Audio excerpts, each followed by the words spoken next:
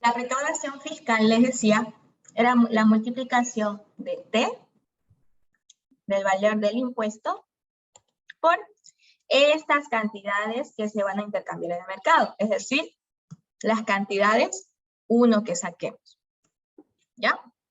Eso, muchas veces nos confundimos con el anterior equilibrio, pero si se dan cuenta, lo que va a recaudar el gobierno en sí es lo que solamente va a intercambiar en el mercado con la aplicación de ese impuesto. Y este por las cantidades de 1, estas cantidades. Y luego ya tenemos la incidencia al consumidor, la incidencia al productor. ¿Qué llegará a ser incidencia al consumidor? Todo este valor de este cuadrito. P sub 0 menos P2. Del consumidor, ajá. P sub 1 menos P sub 0 y del vendedor sería P sub 0 menos P sub 2, ¿no? Es lo que realmente paga cada uno del impuesto.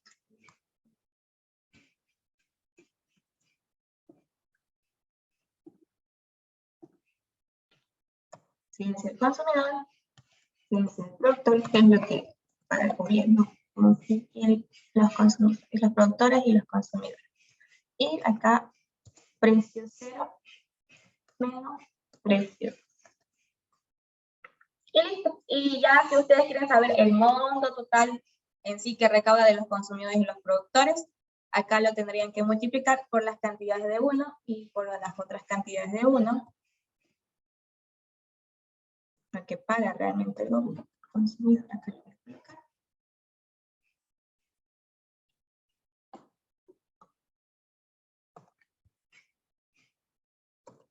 La recaudación lo que corre al consumidor.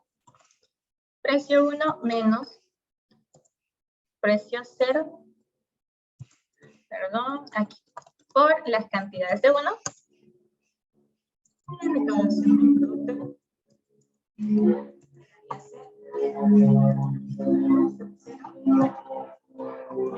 precio 1.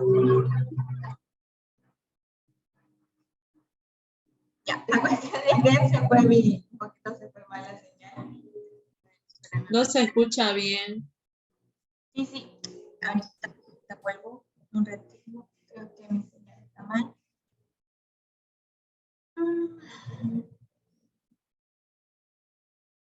En otras palabras sería IC por Q1 y IP por Q1, ¿no?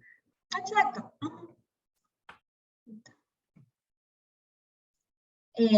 Un ratito.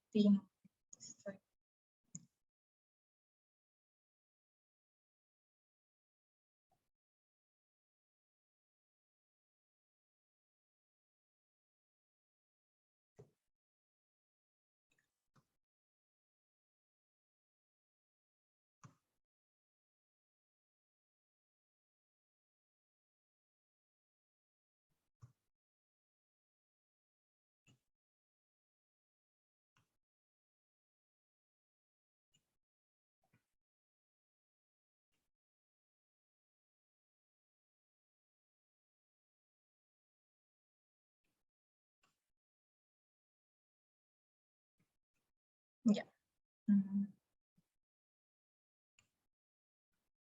Listo.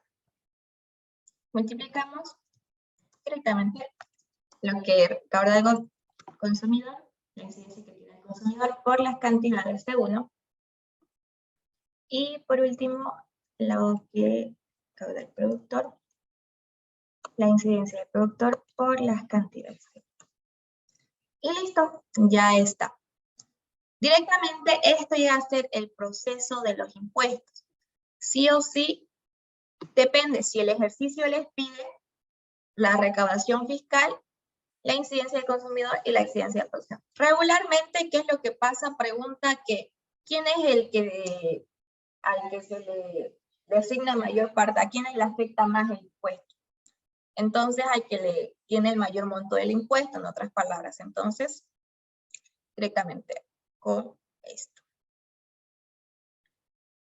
Y bueno, acá tenemos impuesto, precio 1 menos precio 2 y así sucesivamente. Todo esto de impuesto sí o sí lo tienen que recordar por las dudas, porque es el ejercicio un poquito más complicado que hay respecto a esto. Sigamos. Tenemos elasticidades. Necesitan saber cuál es la interpretación que tiene cada tipo de elasticidad. Por ejemplo, elasticidad, precio, la demanda. ¿Cuántos tipos de resultados se puede sacar con el coeficiente de elasticidad, precio y la demanda? 3, ¿cierto? Elástico, unitario e inelástico. Cuando hablamos de elasticidad, precio y la demanda, decimos si es mayor a 1, elástico, igual a 1, unitario, menor a 1, inelástico. ¿Qué es lo que mide el coeficiente de elasticidad? La variación de las cantidades demandadas ante un cambio en el precio. ¿Qué es lo que pasa con las cantidades ante cambios en el precio? Aumentan, disminuyen, se mantienen constantes relativamente. Si es elástico, se dice que el cambio que hay en las cantidades es en mayor proporción que el precio. Es decir, que si se mueve un poquito el precio, las cantidades se disparan. Si se disminuye, aumentan en gran proporción, y si se aumenta, disminuyen en mayor proporción. Unitario.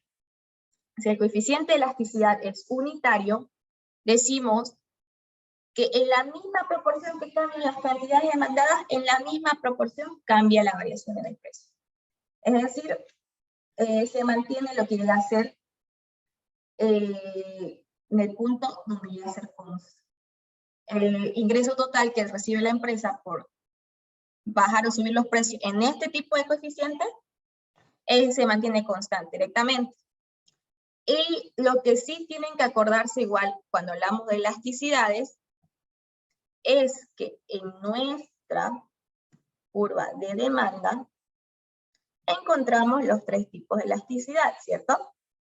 Tenemos aquí precios y cantidades. ¿Alguien me puede decir qué coeficiente de elasticidad tiene en esta sección de acá?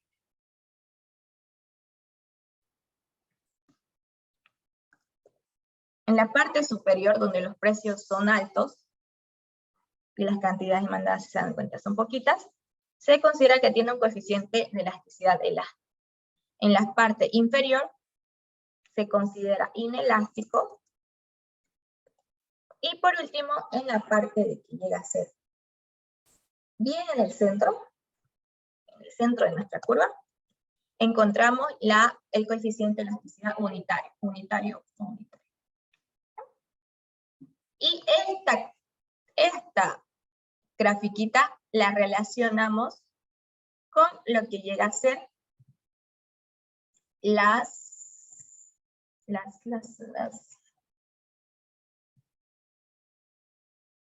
curvas de ingreso total, donde se dice de esta manera en el punto unitario.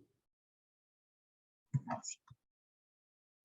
Aquí tengo ingreso total y cantidades de X. Que a medida que aumenta el ingreso total, el coeficiente de elasticidad es elástico. Cuando está en su punto medio, el coeficiente de elasticidad, cuando el ingreso total llega a su punto máximo, el coeficiente de elasticidad es unitario. Y por último, cuando empieza a decrecer la curva de ingreso total, el coeficiente de elasticidad es inelástico. Relacionamos este puntito. Se supone que esto tiene que chocar en el centro y inelástico en la parte de abajo. Esta es la interpretación que damos aquí. La curva de demanda, identificamos los 3 tipos de elasticidad, donde relacionamos con el ingreso total, que a medida que sube el ingreso total, el coeficiente de elasticidad es elástico, cuando está en su punto máximo es unitario, y por último, cuando está decreciendo, estamos con el coeficiente de elasticidad inelástico. Vámonos a elasticidad arco-elástico. Elasticidad arco o promedio.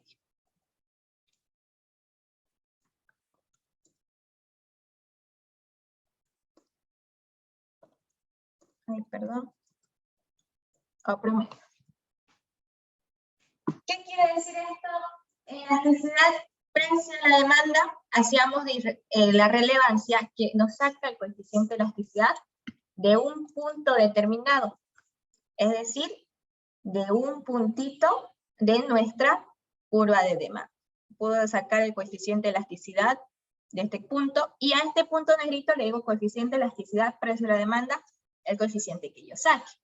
A diferencia de la elasticidad arco de la demanda, hablamos respecto a que en la elasticidad arco sacamos un promedio de los dos puntos de información que sacamos.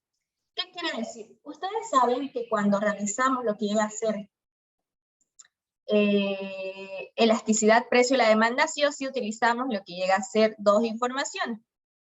Elasticidad de la demanda de X es igual cantidad 2 menos cantidad 1. Todo esto dividido entre precio 2 menos precio 1 por el punto que queremos saber, el coeficiente de elasticidad. Precio 1 dividido entre cantidad 2, donde sacamos un puntito. En cambio, en la elasticidad arco de la demanda, sacamos el promedio de esos dos puntos de información que sacamos. ¿Qué quiere decir? Voy a identificar acá. He utilizado en mi fórmula estos dos puntos de información. Perdón. Ya.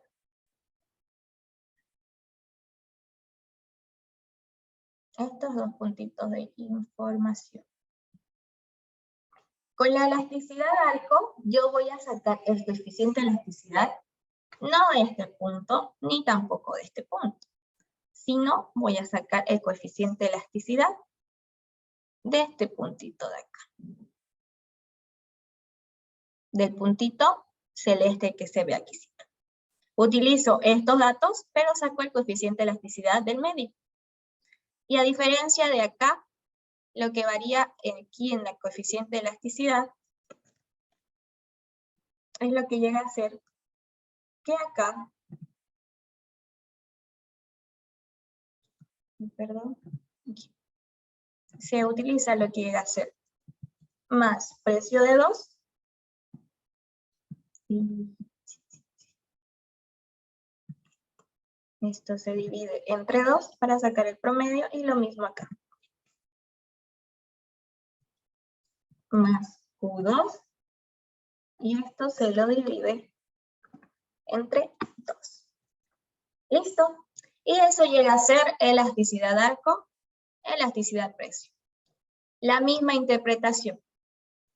Si es mayor a 1 elástico, igual a 1 unitario, menor a 1 inelástico. Quiero que entiendan acá que el coeficiente de elasticidad siempre sale negativo de la demanda. Siempre sale negativo. ¿Qué es lo que aplican? Algunas fórmulas es que le aumentan aquí un menos para que el coeficiente de elasticidad salga positivo, o directamente le aplicamos valor absoluto en el final. Pero siempre sale negativo. Lo que nos importa a nosotros es si es mayor al número 1, si es menor al número 1 o si es igual al número 1. ¿Ya? El signo no es importante aquí en elasticidad, precio y arco de la demanda. Eso ténganlo claro, por favor. Vámonos a elasticidad, ingreso de la demanda. ¿Alguien puede decirme cuáles son los diferentes resultados que podemos tener acá en elasticidad, ingreso de la demanda?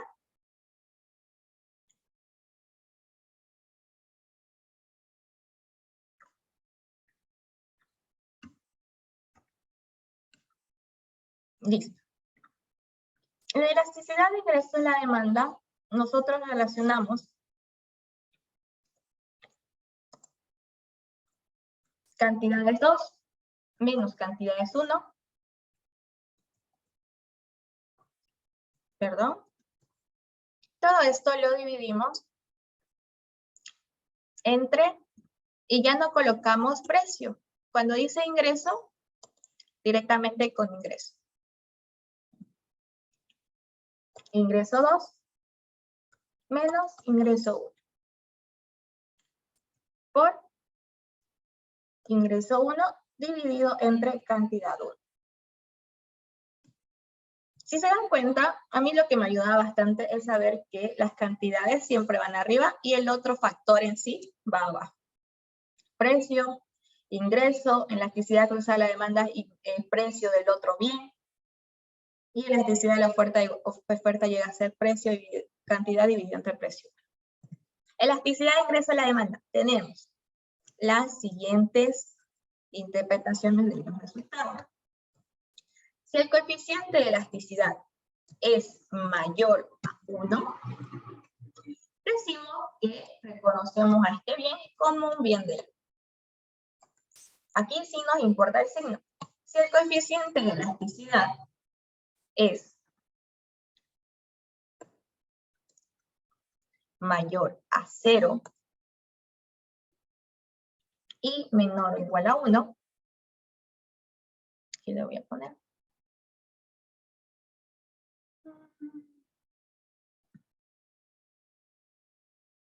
Decimos que tenemos un bien normal o un bien necesario. Y por último, si el coeficiente de elasticidad es de ingreso a la demanda es negativo, directamente si es negativo,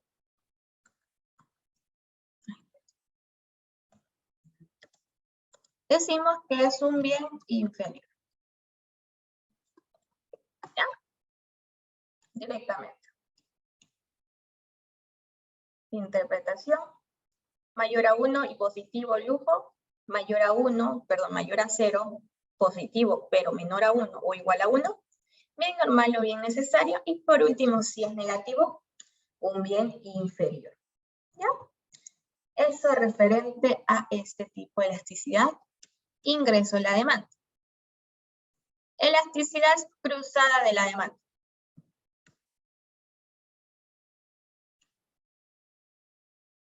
Tenemos lo que llegaría a ser, ahora, que en vez de relacionarla con el precio del mismo bien que se está relacionando, relacionamos dos bienes diferentes.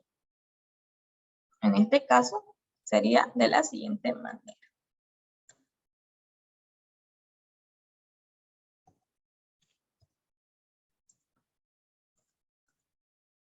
En vez de colocar acá, perdón, aquí x2 menos x1, en vez de colocar acá precio del mismo bien x, se coloca precio del bien y2 menos precio del bien y1. Relacionamos dos bienes. Utilizamos cantidades del bien x y precios del bien y. ¿Para qué? Para saber si estos bienes son sustitutos o complementarios. Si el resultado de mi coeficiente de elasticidad cruzada a la demanda me sale positivo, ¿qué quiere decir, chicos? ¿Que son sustitutos o complementarios? Si sale positivo, decimos que son sustitutos. Bienes sustitutivos. Y por último, si sale negativo, decimos que son bienes complementarios. ¿Ya? Y si son igual a 0, es porque no tienen ninguna relación.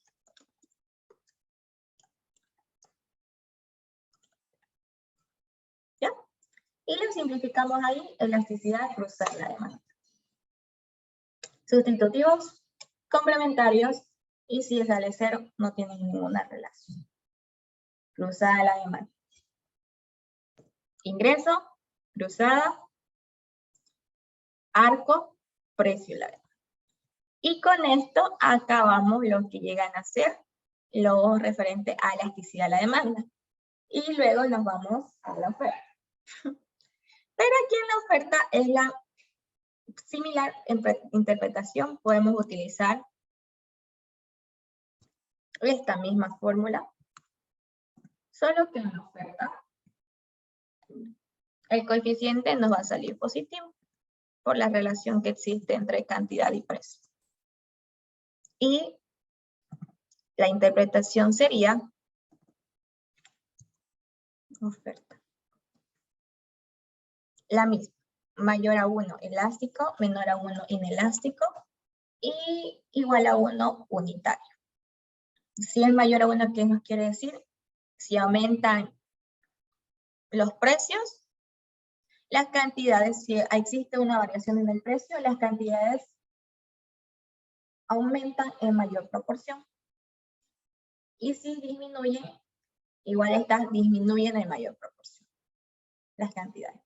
Acá la relación es la siguiente. Si se dan cuenta, cuando relacionamos demanda, decimos, si sube el precio, las cantidades demandadas bajan, dependiendo si es elástico o inelástico unitario. Pero en el caso de la oferta decimos, si los precios aumentan, las cantidades ofertadas aumentan en según la interpretación que decimos. Acá la interpretación es que si aumenta el precio, aumentan las cantidades. Si disminuye el precio, disminuyen las cantidades. Sin embargo, en la elasticidad de la demanda decimos, aumenta el precio, disminuyen cantidades, disminuye el precio, aumentan cantidades. Y ya la interpretación que se le da es según elástico, inelástico o unitario. ¿Ya? Esa es la única diferencia en la interpretación. Acá, relación inversa, por lo que nuestra curva de demanda representa mayores precios, menores cantidades demandadas, bajos precios, mayores cantidades demandadas. Sin embargo, la oferta, recuerden, es directa. Es una línea recta. Que nos dice mayor precio, mayor cantidad de oferta. Por la relación directa. Por eso la interpretación de esta manera. Con esto dicho, vámonos a teoría del consumidor. En la teoría del consumidor hay dos enfoques. Enfoque cardinal y enfoque ordinal. El enfoque cardinal, el dice más lo estudian con ustedes, con nosotros, sus estudiantes, de manera teórica, donde nos hace referencia a que si consumo una cierta cantidad de un bien determinado, voy a obtener un nivel de utilidad según las cantidades que yo consumo. Y nos dice que a medida que esta persona vaya consumiendo cada cantidad de determinado bien, nos dice que va a llegar a un punto en que se va a llenar, y en vez de seguir aumentando la cantidad de bienes que va a consumir, simplemente si aumenta, lo único que le va a ocasionar es un mal, es decir, no le va a causar satisfacción. Donde se representa de esta manera, relacionando la utilidad total y la utilidad marginal.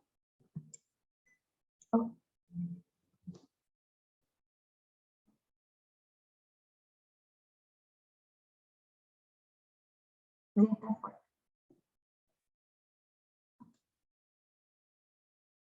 Utilidad total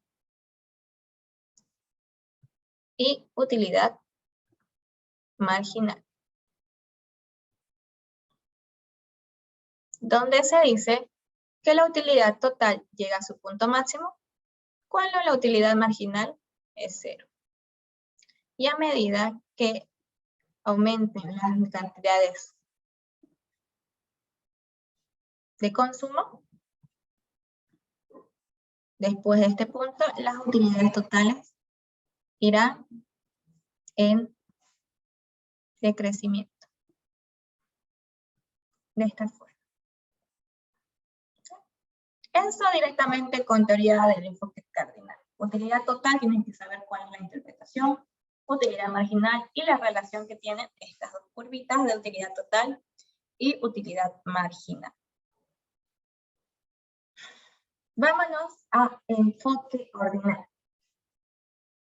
Aquí ya representamos lo que llegan a ser combinaciones, cestas de mercado. Pero lo voy a hacer más chiquito, voy a ver cómo está quedando este. Para no tenerlo muy grande. Lo voy a guardar y se los voy a pasar después. Celos. Listo.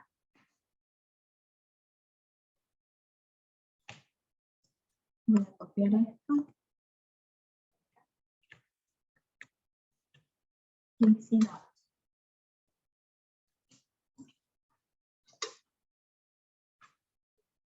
Enfoque ordinal. En el enfoque ordinal ya directamente hablamos de curvas sin diferencia. Curvas sin diferencia representadas de esta manera. Donde cada punto de esta curva de indiferencia le decimos cestas de mercado.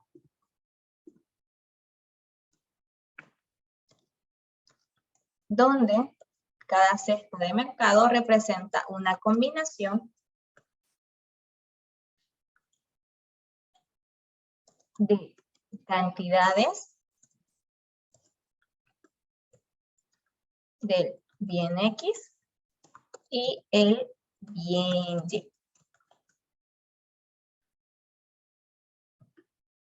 Cada puntito. Y también nos dicen que cada curva de indiferencia representa un nivel de utilidad. Cada curva tiene un nivel de utilidad.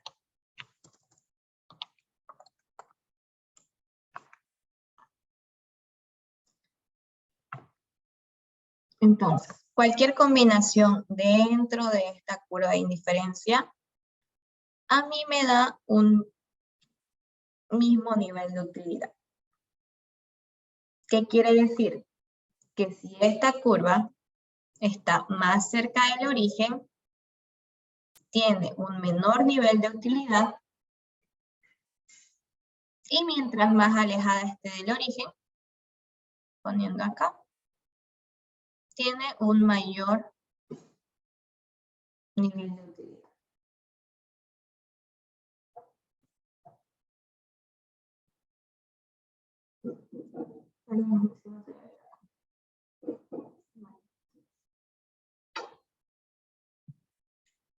Y cada una son combinaciones, son convexas hacia el origen, no se pueden cruzar, porque cada una representa un determinado comportamiento.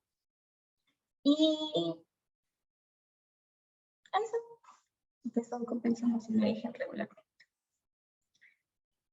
Curva recta presupuestaria. Recta presupuestaria, directamente saben, muy parecida a lo que llega a ser la característica de la curva de demanda, solo que esta curva de recta presupuestaria representa la capacidad de compra del consumidor. Todo lo que está dentro de este triángulo es lo que el consumidor puede comprar. Y todo lo que está fuera de este triángulo es directamente lo que no puede.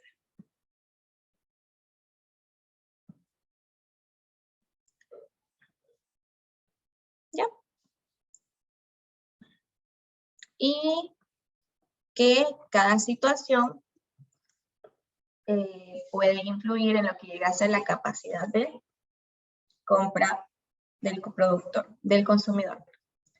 ¿Qué es lo que pasa aquí? Yo, la verdad, cuando me daban ejercicios, lo que llega a ser recta presupuestaria, no sé si se recuerdan, les dice la teoría que si aumenta el ingreso del consumidor, la recta presupuestaria aumenta, si cambia el precio de uno de los dos bienes, simplemente se desplaza y tipo uno está ahí como perdido y dice, ay, es que yo no me puedo memorizar todo esto. Algunos sí pueden, pero, y eso es bueno, pero hay otros que nos cuesta un poquito más.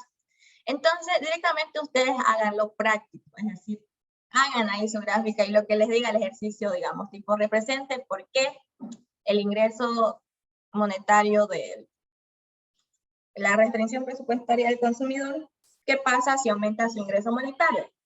Entonces, ustedes se grafican y dicen, suponiendo se ponen acá un ingreso monetario de 10, un precio de Y1 y un precio de X2, 1 igual, perdón.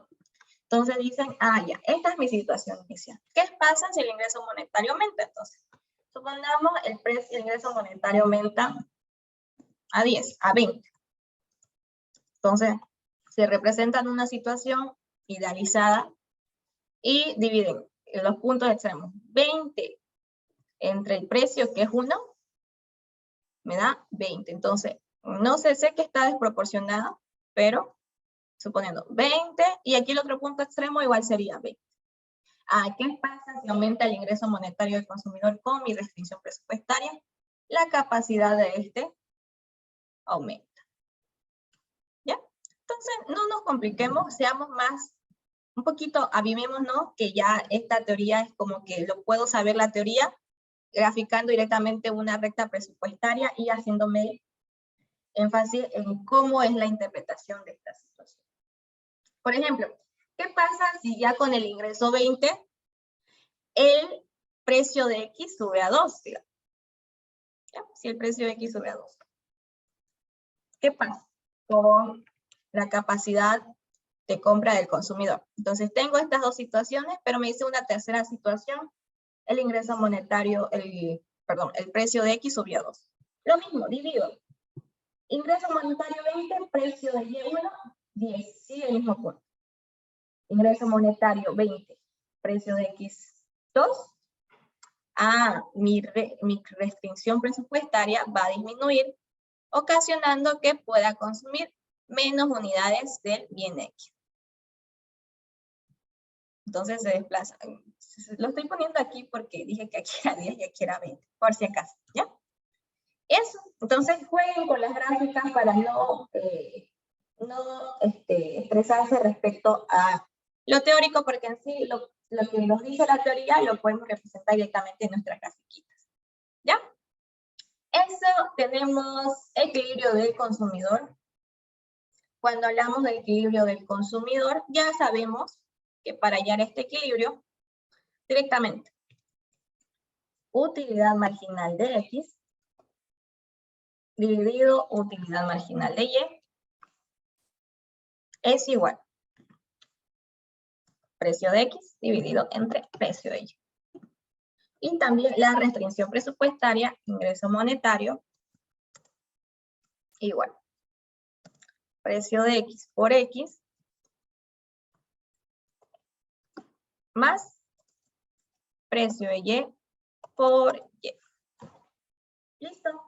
Y utilizando esta condición, saco el punto donde se intersecciona la restricción presupuestaria con la curva de indiferencia.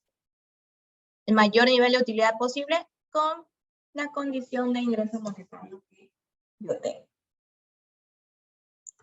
Curva ingreso-consumo, ya sabemos, es cuando ocurren situaciones de equilibrio del consumidor, que regularmente va de esta forma. Disculpen mis gráficas. Supongamos tengo uno aquí y tengo uno acá.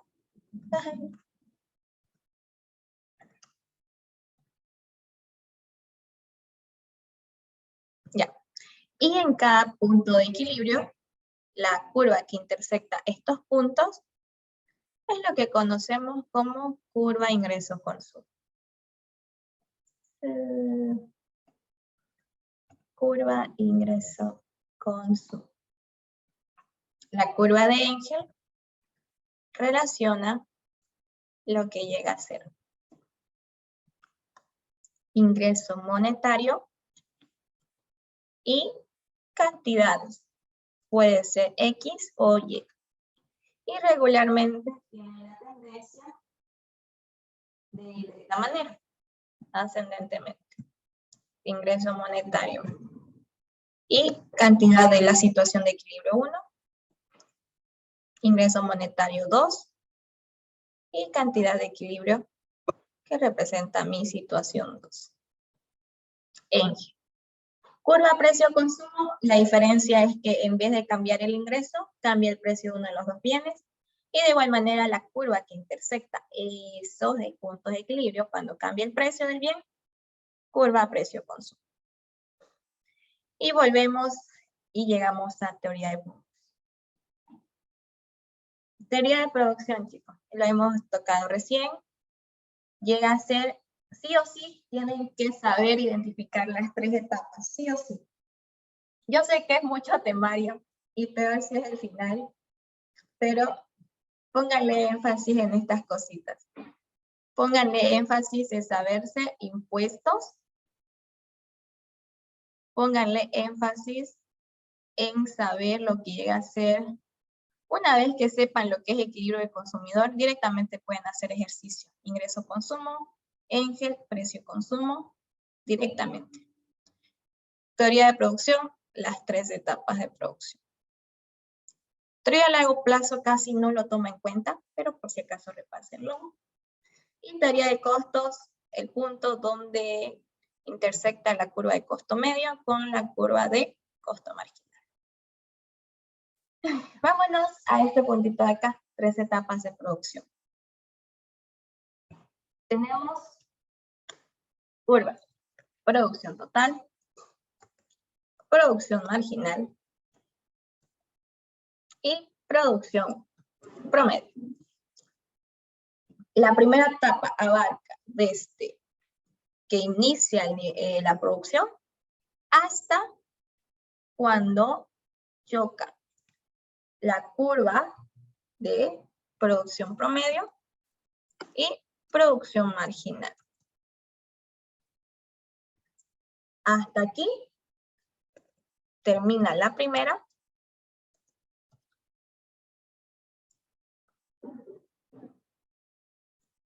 Perdón. Y empieza la segunda.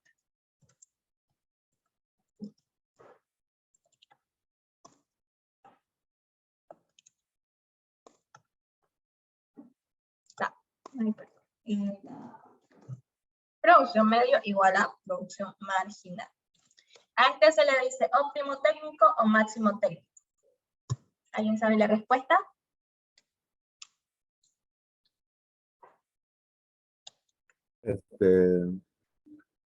¿Cómo hallar máximo técnico? ¿Cómo? No, a este punto donde se empieza la segunda etapa se le llama óptimo técnico o máximo técnico.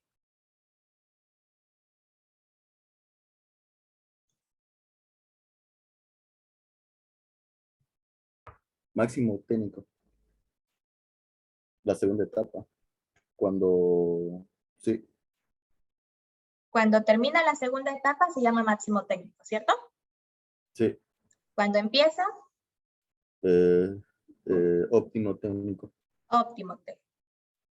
Este punto donde intersecciona producción medio y producción marginal se le conoce como óptimo técnico.